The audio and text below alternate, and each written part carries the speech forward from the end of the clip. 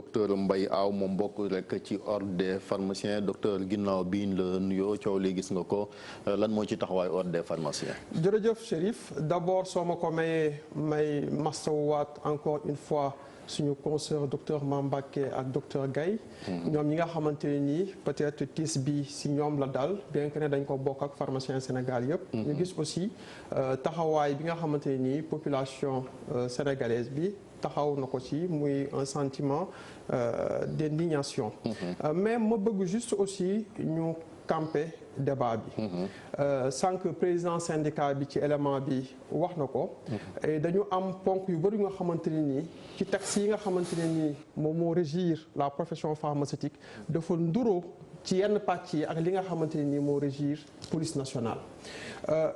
ñun pharmaciens yi suñu code de déontologie bi nga xamante ne nii moom mooy tënk doxalin bi nga xamante ne nii moom la pharmacien bi war a am ci biir pharmacie bi ak ci biti pharmacie bi dafay wax ne pharmacie bi warul def benn acte bu nga xamante ne nii dafay mën a porter du discrédit à l'honorabilité ou à la dignité de la profession pharmaceutique. soo demee tamit ci texte police yi da ngay gis pàcc boobu. ñu ne agent de police warul def benn acte boo xamante ni da koy poser loo xamante ne nii dafay porter du discrédit à la police nationale wala muy nekk loo xam dañ koy mën a méngalee ak trouble à l'ordre public. mais ma ci yokku ne nous on fait disons la distinction nette entre un événement isolé boo xamante ne nii dafa impliquer un agent un fonctionnaire de la police nationale ak suñu naataangoo. kon lii événement isolé ngeen ko jàppee. waaw soo ma mayee ma expliqué wu événement isolé bu nga xamante ne nii dafa impliqué benn agent de police ak benn pharmacien juste pour wax ne ñun ak police nationale dañu am collaboration bu forte. je pense que gis ngeen ko gis ngeen c'est ça même au-delà ci xeex bi nga xamante ne nii dañ koy xeex bokk kaak ay corps yu bëri. parce que xeex boo xamante ne nekkul xeexu pharmacien yëpp dañ ciy gis taxawaayu police nationale c'est-à-dire dañu bokk ci ay comité ci ay commission yoo xamante ni parfois dañuy defandoo ay réunions yu gudd yoo xamante ne nii nous on peut pas douter de leur professionnalisme et de leur engagement aux côtés des pharmaciens pour lutter contre les faux médicaments et l'exercice illégal de la pharmacie donc c'est juste pour revenir que ne nekkul lu nga xamante ne nii événement dañ koy imputer à la police nationale mais c'est un événement malheureux bu nga xamante ne nii c'est juste pour vous dire comme ni nga ko waxee noonu maanaam yow da nga mel kuy woote ak dal bu baax si côté yëpp ñun ordre des pharmaciens loolu mooy suñu cër et puis soo gisee sax événement yi duñ ci mën a teel a wax parce que balaa ñu siy wax dañuy prendre soin am information yëpp ba pare gisante ak suñu conseil juridique yi ñu wax ñu lan moo si nekk lan moo si war a nekk suñu taxawaay ndax surtout lii benn pàcc rek moo waxagum mooy docteur Gaye am na police dégloogun par exemple version commissaire bi tout à fait mais aussi ak lu ci munti am dañuy jàpp aussi que ne les faits en tout cas li ñu gis ci vidéo yi li ñu mën a gis loolu la ñu mën a juger mënuñu wax ci man boog personnellement mënu wax ci lu ma gisul mais li ñu gis c'est des faits extrêmement graves parce que pharmacien bi comme policier bi dañu am mission de service public c'est-à-dire pharmacien bi ci biir pharmacie bi rôle am ak mission moo nekk soulager les populations en mettant à leur disposition des médicaments qui sont conformes à la qualité à la sécurité ak lépp lu nga xamante ne nii mun nañ ko xaar ci médicament en termes d'efficacité mais tamit yemul foofu c'est-à-dire pharmacien bi dafay sàmm également ci liggéeyam sécurité patient bi mooy sécurité nit ki nga xamante ne nii moo taxaw ci kanamam léegi garab yi nag parce que lii ni coow li mooy commissaire bi dafa doon jënd si garab goo xamante ne ordonnance rek mooy mën a tax ñu jaay la ko ci noonu dafa leen a tënk ba koo mën a doon it boo indil ordonnance duñ la jox pharmacie waaw soo duggee ci pharmacie dafa am garab yu nga xamante ne nii pour ñu jox la ko c'est sur présentation obligatoire d'une ordonnance moo am garab yu nga xamante ne nii pharmacien bi mun na la ko jox sans ordonnance mais loolu yëpp li ko gën a am solo mooy la responsabilité du pharmacien dans l'acte pharmaceutique qu'il pose parce que pharmacien bi bu kenn réere mbir que ne ci biir liggéeyam dafay engager aussi bien sa responsabilité disciplinaire sa responsabilité civile et sa responsabilité pénale pharmacien bi am na sax sañ-sañ parce que yoon moo ko may que su jotee une ordonnance en bonne et due forme mu ne du ko joxe ba pare notifier médecin bi lu tax du ko joxe c'est-à-dire dafa am procédure bu nga xamante ne ni pharmacien bi loolu lay suivre mais pharmacien bi kenn mënu ko tënk par rapport à sa conscience professionnelle wala par rapport ak exercice am dem na sax ba ñun ordre suñu mission daf ci bokk ñuy assurer l'indépendance du pharmacien dans l'exercice ci noonu aussi maanaam yaa ngi wax ci wàllu déontologie la loolu te comme da ngeen di prêter serment comme ni ñu koy seewaat et cetera est-ce que taxaw yoon maanaam responsable ni muy taxawoo ak ni muy waxee ak nit ñi aussi foofu jarut gën a leeral. ni pharmacien bi di accueillir ni ngeen accueillir maanaam clients yi ñëw. waaw en fait pharmacien bi ak fu mu mënti nekk comme ni ma ko waxee suñu code de déontologie daf ñu encourager sas ñu bu baax ci rapport bi ñu war a am ak nit yi nga xamante ni ñoom ñooy souffrir ñu leen di recevoir ci suñu pharmacie yi te suñu accueil boobu warul mën a nekk accueil bu nga xamante ne ni tolof war na si mën a am. il suffit juste que ne nit ki nga xamante ni moom mooy dugg mu xam ne dafa nekk ci benn espace bu nga xamante ne nii ki fi nekk dafa am devoir am ay mission yu nga xamante ne nii yoon daf ko tënk que moom tamit mu nekk à l'écoute pharmacien bi également mën a délivrer comme il se doit li nga xamante ne nii moom la warloo ak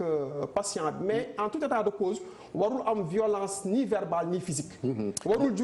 juge ci pharmacien bi. comme warul jugee également ci keneen ku mu mun ci doon. léegi mesures yi nga xamante ni police jël na ko xam naa yéen ordre bi lire ngeen communiqué bi démb doy na leen. waaw ñun ordre comme nu ma ko waxee rek ñun suñuy prise de position toujours day am li nga xamante ni moo koy précédé mooy il faut que ñu am élément yëpp am na réunion bu ñu war a def cet après-midi pour mën a gën a apprécier waat situation bi nga xamante ne ni moom mooy prévaloir nii mais en tout état de cause l'ordre se félicite de la réaction rapide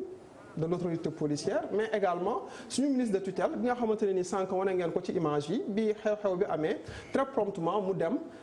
mastawu suñu naataango. parce que dafa am vidéo xamante ni xam nga comme ni nga ko waxee sànq vidéo yi benn pàcc rek lañ jotoon a gis mais dafa mel ni mbir yaa ngi évoluer ndax am na beneen vidéo boo xamante ni gis nañ ko ci beneen angle foofu dafa mel ni dënn yi xawoon naa jóg ci farma xam naa réalisateur bi dina ko wanewaale au fur et à mesure ñuy avancer nga gis ko noonu kon mu mel ni beneen angle ci caméra de surveillance yi nga xamante ni ñoom ñoo nekkoon kon ci pharmacie bi gis nga ay weccoonte kàddu ci ñaar ñooñu muy commissaire bi ak ñi nga xamante ni kon moom mooy agent yi donc lii lu bees aussi moo tax ñu nga doon wax noonu sànq maanaam retenue bi ak aussi le temps que enquête bi wéy parce que est-ce que ci côté boobu sax war ñoo bañ a yem rek ci ay daan mesure disciplinaire mais gën a xóotal enquête bi ngir xam les causes également déglu ñaari parties yëpp. tout à fait mais loolu mooy yoon te loolu moom moo ànd ak bon sens may waxaat aussi que ne ordre des pharmaciens mission moo nekk aussi protéger les populations c'est-à-dire pharmacien bi su fekkente ne dafa def lu nga xamante ne nii defuwul ordre nekkul ku nga xamante ne nii dafay protéger loo xamante ne nii nekkul loo nga xamante ne nii lu defewul la mais il faut pas mu am ambiguïté ni amalgame c'est-à-dire quel que soit alpha li xew ci pharmacie bi waru fa woon a am c'est-à-dire même su fekkente ne nit ki jàpp na ne joxuñu ko li nga xam ne dañ ko war a jox am na yeneen voies et moyens mais pas ñëw profaner l'espace officinal dugg ci biir monter un docteur en pharmacie génn ko ci condition yooyu loolu amul dara lu ko mën a justifier à nos yeux. léegi yéen naka ngeen di dundee maanaam difficulté yi quand même parce que lii xëy na wax nga ko yaa nga wax sa cas isolé mais gis nañ agression yi ci pharmacie ba li ne budul ay cambriolage yenn saa yi sax dem nañ ba bakkan sax rot ci ak li nga xamante ni moo xewoon fële ca Touba ban daal di gracier kii di Mamadou Ouri Diallo ak même fan yi passé ay pharmacie gi et cetera naka ngeen di dundee yoon en tant que personnel santé bi yëngatu ci wàll. waaw ay difficultés yu bëri la yu nga xamante ne nii dañuy jànkuwanteeg difficultés yooyu au quotidien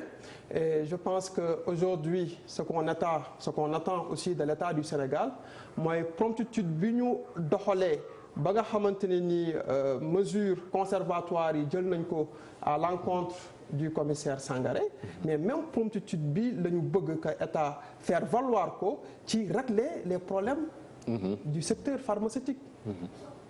mais amoon na rencontre bu doxoon seen diggante ak président ba ne ay mesures dinañ ko ci jël ngir xëy na yi yëpp dakk. waaw am na rencontre bu nga xamante ne ni ordre ak syndicat bi ci njiitu suñu ministère de tutelle amoon nañ ko ak président de la République ci rencontre boobu amoon na ay promesses fortes yu nga xamante ne ni njiitu réew bi jëloon na ko ba fu may waxee ak yow nii. dafa gën ci dara. waaw ba fi ñuy def wax ak yow nii amul lu nga xamante ne nii c'est concret lu nga xamante ne nii teg nañ ko ci taal bi parce que ñun mesure bu ñu doon xaar mooy bi njëkk mooy tout au moins kër sëriñ bi ñu tëj ko c'est au centre-ville au vu au su de tout le monde. donc am na beneen partie bu nga xamante ne nii mu ngi nekkoon par rapport ak defaraat les textes législatifs et réglementaires yi nga xamante ne nii moom mooy organiser la profession pharmaceutique loolu am na liggéey bu nga xamante ne nii kama door nañ ko ci y a la signature et la ratification de la convention Médicrim loolu dañu amoon yaakaar ne lu gaaw lay nekk. parce que loolu ñu criminaliser trafic de médicaments comme ni ñu ko defee ci dépend que de la volonté de l'État du Sénégal donc yooyu noonu c'est des pàcc yu nga xamante ne ay points yoo xamante ne nii yaakaar nañ ne véritablement suñu génnee ci audience boobu. que ne rapidement état bi dina def lu nga xamante nii c'est des actes forts parce que mbir mi amul jiixi jaaxa c'est-à-dire d'abord et avant tout pour que problème marché illicite bi jógee fi. li jiitu mooy volonté politique c'est-à-dire du ay wax kase il faut que wax yi. ak jëf yi ñu méngoo et je pense que c'est ce qu'on attend de l'État du Sénégal. L'ordre est en train de suivre avec beaucoup d'attention ce dossier-là ñu yaakaar ne ci ay bés yu néew au moins nañ commencé gis ay actes concrets. jërëjëf ñu sant ko gërëm ko kon moom docteur Mbaye Aw nekk rek membre ordre des pharmaciens fii ci Sénégal ñu doon wax actualité bi ak la xew ca pharmacie Fadilou Mbacké fële ca Patte d'Oie docteur ñu ngi lay sant di la gërëm di la ñaanal bëccëgu jàmm yéen kaay bi di Libération tey mu daal di xëy moom it.